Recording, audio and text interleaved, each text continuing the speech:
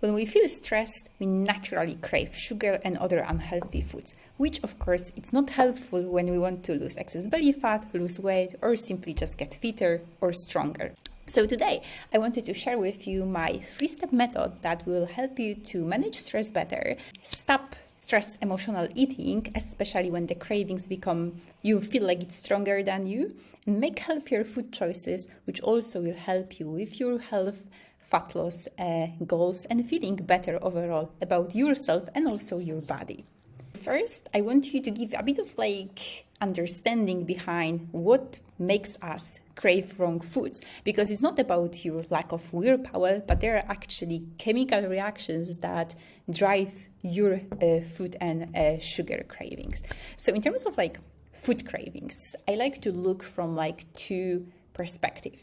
It's either because of the nutritional imbalances or state of your mind, or combination of both. And today I would like to focus mostly on stress and state of our mind, but also I would like to give you the 3 key principles in terms of nutrition that will help you to manage stress, manage the sugar cravings better. So let's start with nutrition and the basics. So basically breakfast, I say it is the most important meal of the day because it sets tone for your day and also for your sugar cravings. So what works quite well is having for sure protein fat-rich breakfast, which can be eggs, avocado on toast, protein yogurt, chia pudding with nuts and seeds and protein powder, anything that includes protein and fats. If you want to go one step further, you can also include tulsi tea, which is the herbal tea that helps to balance cortisol, which is the stress hormone, and it's best to have it on empty stomach in the morning. So again, that small tweak can help you balance the cortisol stress hormone, and then that will impact also your food cravings, which means less sugar cravings. And the third important point is the timing of your coffee, because at least myself personally for a long time, I was having my black Americano first thing in the morning because I didn't feel hungry and it just felt good, fit in my routine. But from the health perspective, hormonal balance and weight loss, fat loss, it's the worst you can do because it spikes your cortisol, and cortisol is the fat storing hormone. So if you're a coffee drinker, have your meal first and then a coffee after. That will help you to balance the cortisol and overall improve your fat loss. So then the second and my favorite part is basically around mind and your emotions, specifically stress. Why it's so important? Because as you probably notice, when we feel stressed, we start craving more of the carbs, more sugar, and it's very hard to control because actually carbohydrates and sugar can calm down your nervous system. And I will share with you in the next few minutes what you can do actually to improve your stress and stress less no matter what happened, because everything is about how we view the situation and how we build that capacity to handle difficult situations. So how to feel less stressed no matter what happened?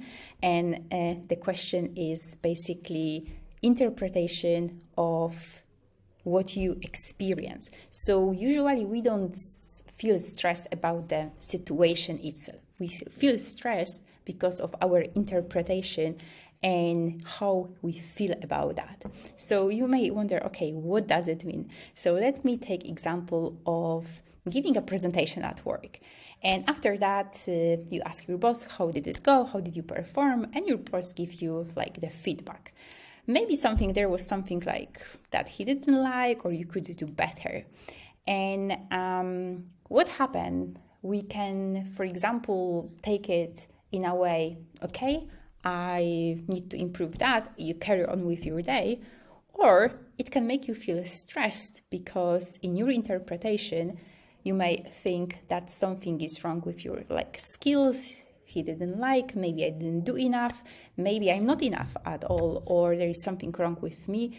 And our brain is great at making stories, so it's very easy to go from one small mistakes or adjustment to I didn't do well, my boss didn't like it, maybe I won't get promoted, maybe I will get fired, maybe nobody will hire me again. and creating the worst case scenarios.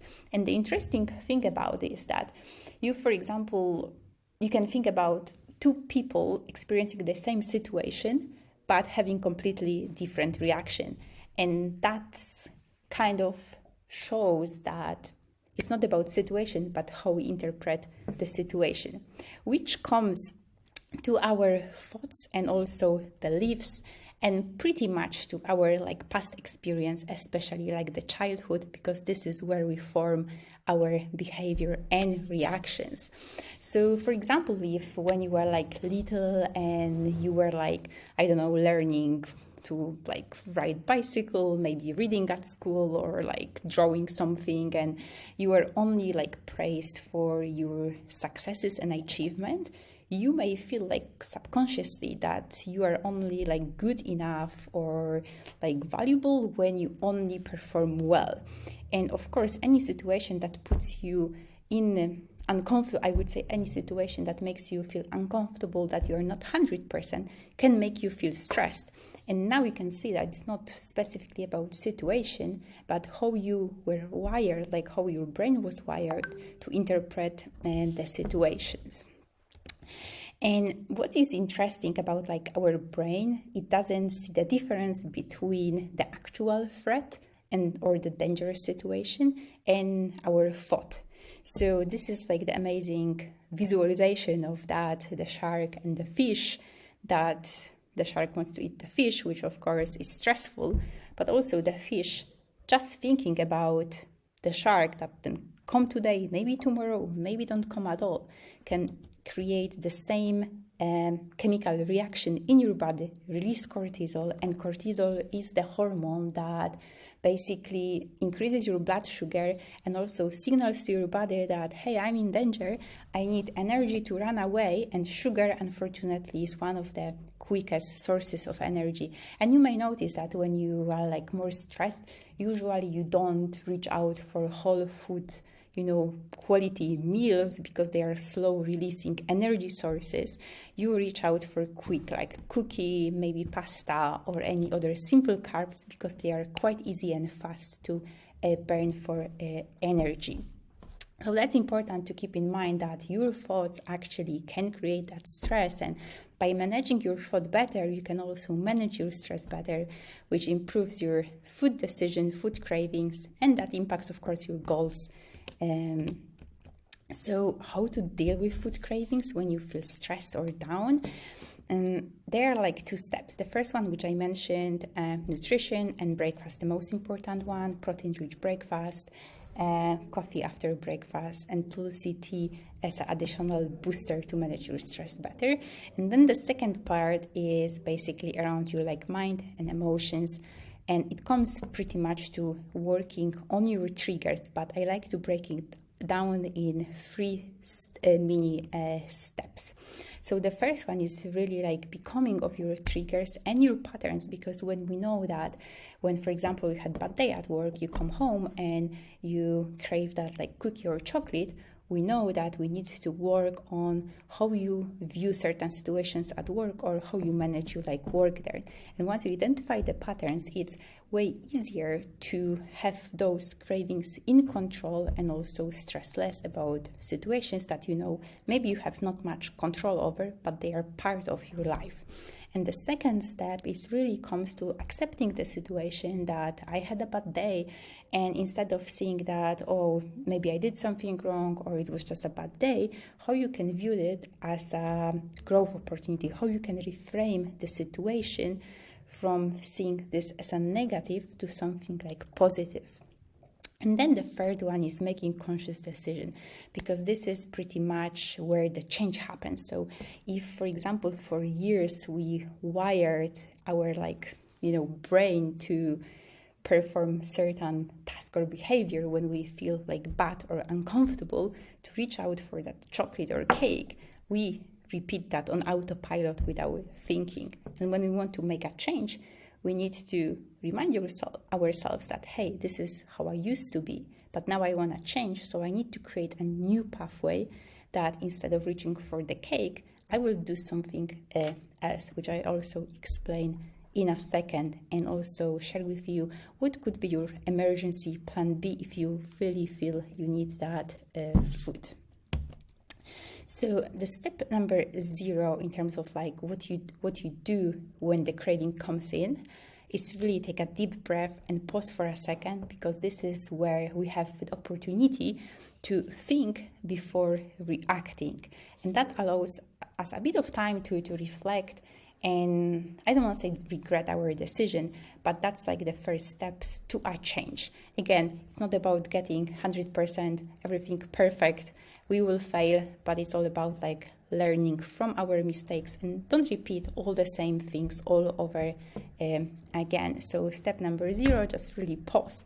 And then step number 1 is understand what's going on, which is what I mentioned earlier, understanding your, triggers. And here I share with you a couple of like helpful questions that can help you identify, am I actually, hungry? Maybe I'm thirsty, because quite a lot of cravings comes from not drinking enough of water, which is so simple, but can be a game changer. And then ask yourself, are you maybe tired or didn't sleep well? Are you stressed, overwhelmed? Because those, as you know, can have impact on your sugar cravings. And it's important not to feel bad about that, but really understand what's going on, because once you understand, the next day you can improve that.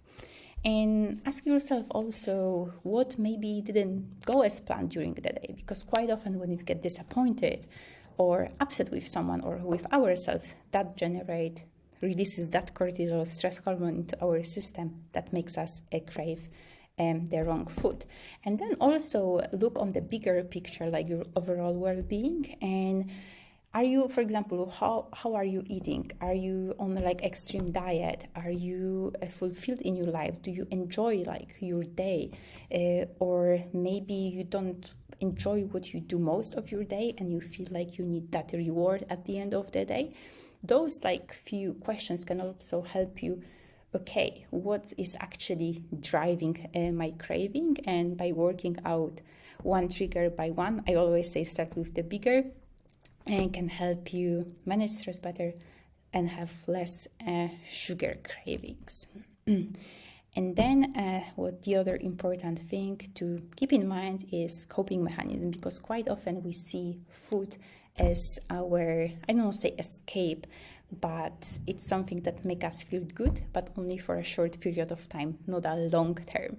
So quite often it can be escaping from uncomfortable emotion, like bringing back the work presentation when we have to prepare it. It's uncomfortable because maybe we want to make it perfect, we want to make it right, we want to, show certain things, but sometimes we got caught up that it's difficult, it's hard, and then we end up, that creates, of course, like stress, and we end up, I just want to feel better, so let me have that cake or pizza, and I will do that later. So it's also important to be really honest with yourself and see when it's coming from like escaping the task or doing something, or maybe from something else. So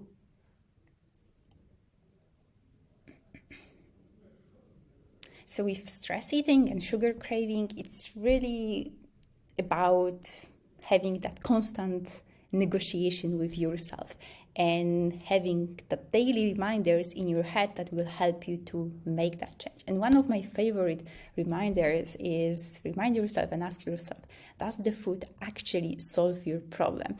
And as you can imagine, you will say, no, actually it doesn't solve it. It can help you feel better, but it just delays dealing with it. So that can also give you a bit of time to reflect, do I want to really do that or not?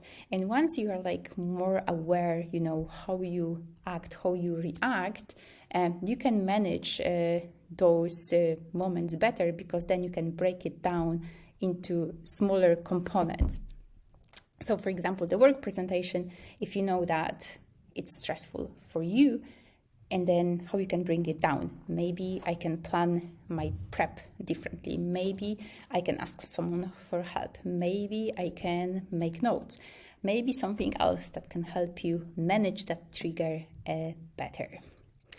And then step number 2, once we understand, okay, why I'm actually craving, understand what's going on, being like kind and compassionate with yourself, that is nothing wrong with you, but it's actually something going on that makes you crave that.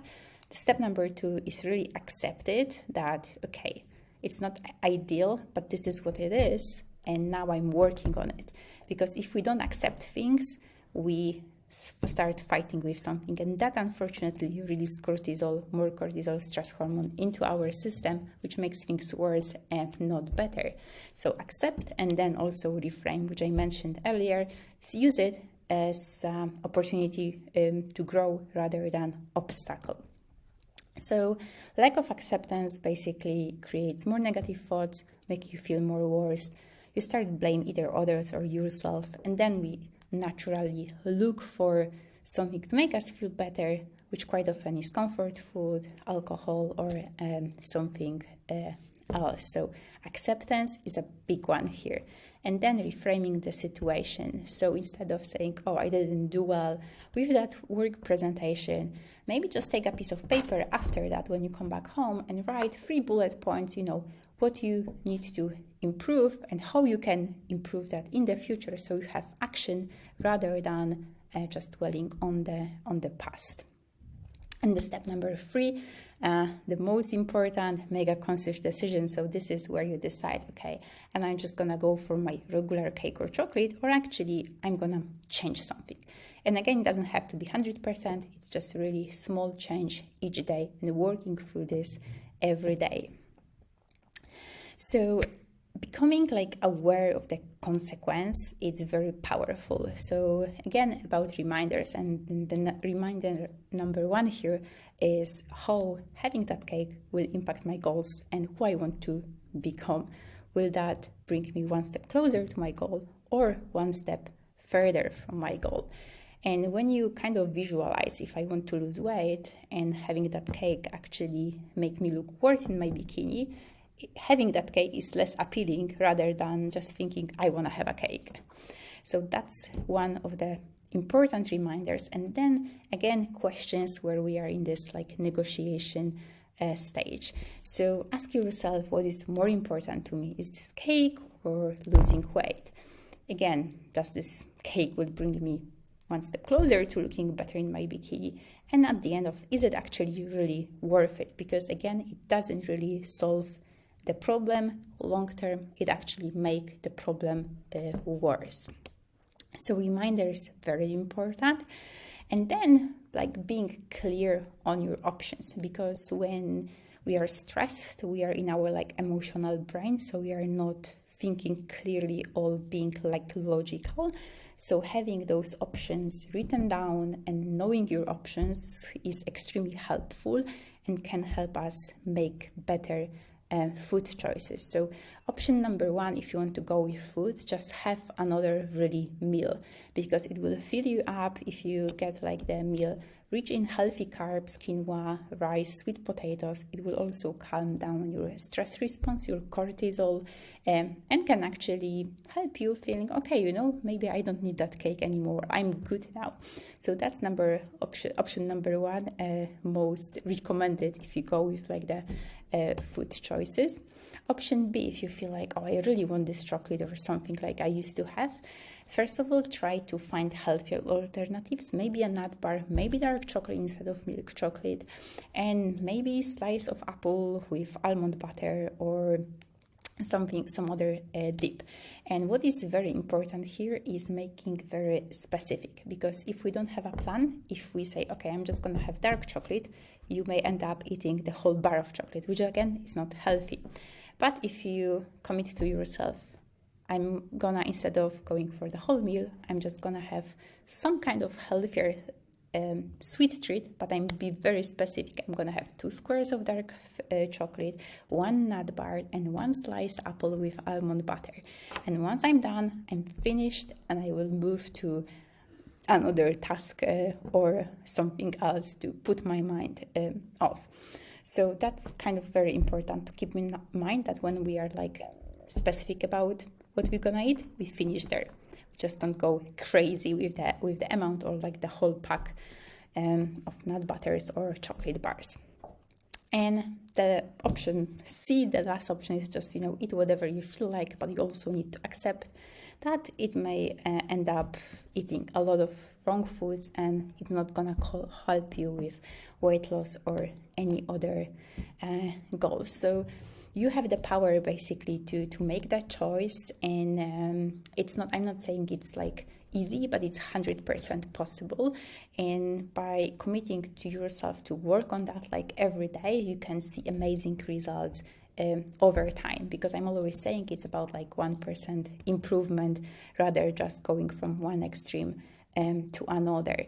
And the choice is basically when you can step in and make that new decision to make that change, to make healthier food choices. Because with sugar cravings, a bit of vicious cycle. The more sugar we have, the more we crave. So we have to stop at some point.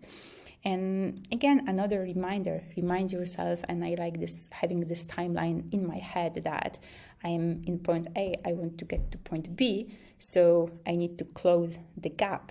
And will that cake help me to get closer to my fit, amazing self, or will take me one step further away? So all really about reminders, and thinking that, again, it's not nothing wrong with you, it's not lack of your willpower, but it's just your automatic subconscious mind, how you've been eating, thinking, behaving for years and years, and now you are aware that it's not great, it's not healthy, it's not helping you, and you want to change that, but it takes time. So again, like the patience and constant learning rather than kind of giving up with like small little mistakes. Other useful tips, which I also mentioned: don't be angry or annoyed with yourself, be kind, compassionate, and use every small slip as an opportunity to improve next day. Reflect and improve, that's what I always recommend to do. Learn from it. Again, don't view the small slips or failures as, oh, I did it again, I am failed at this again, but more like, okay, what happened? Be curious, use it as your like experiment, what I can change tomorrow. If I had the whole chocolate bar, maybe tomorrow I can just have few squares, and I will explore more what happened that prompted me to eat that whole chocolate bar. And planning is very important, because when we have a plan, it's easier to stick rather than going with the flow and then ending up either being hungry, super stressed, and not having any good options. So in terms of like your cupboard, I would always put some healthy snacks that you can have and reach out in your difficult moment. An emergency plan, again, writing down your options, maybe nut bar, apple with nut butter, maybe chia pudding with granola, anything else that kind of gives you compromise between super unhealthy treats but feeling satisfying, healthier options. And another important one is knowing your why.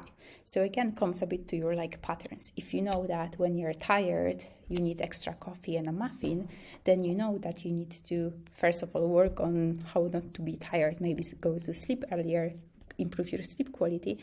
But having that, if I used to have muffin, instead of muffin I will, for example, have let's say yogurt with protein powder and banana, let's say. If you're angry, I go usually for chocolate chip cookie. So instead of, if you know that when you get angry you reach out for that chocolate chip cookie, this time you want to change, so you're gonna go for nut bar and see how you feel. Again, try to experiment and approach that with curious, I want to change, so I need to find my own way, and I'm gonna try as long as I succeed. And that's something very important, to focus on benefits, not limitation, because when we see the whole change as I'm deprived of this, that will create feeling of I'm depriving myself of too much, and it will feel too restrictive. But if we shift that to the benefit that will help me to lose weight, get fitter, be stronger, feel better, then we see, oh, it's actually worth the effort. And the best part is that with time, it will become so natural that you won't feel that it's restriction anymore. So always look on the benefits, not the limitation, what you cannot do. And I know that at the beginning you may feel, oh, it's impossible to, live without chocolate or like unhealthy foods.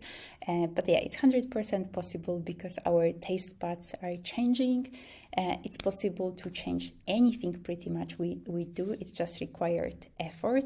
But as long as you know what's your goal and how much you want it, you will see how everything becomes like much easier. It's just this willingness to embrace all the hardships and learn from it what you can basically improve, how you can manage that better tomorrow.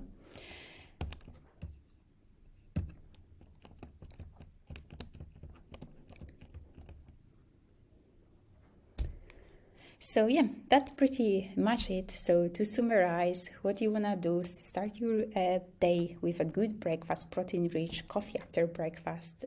That's from like nutrition side, broadly speaking. And then on the mindset side, identify your triggers, pause before you act, accept the situation that it's not ideal, but it's impossible to change, and you cannot change if you repeat the same things. And then make a conscious decision, know your option, write everything down, have it ready, and embrace like the whole process of overcoming the cravings and the stress eating. And hope that was helpful.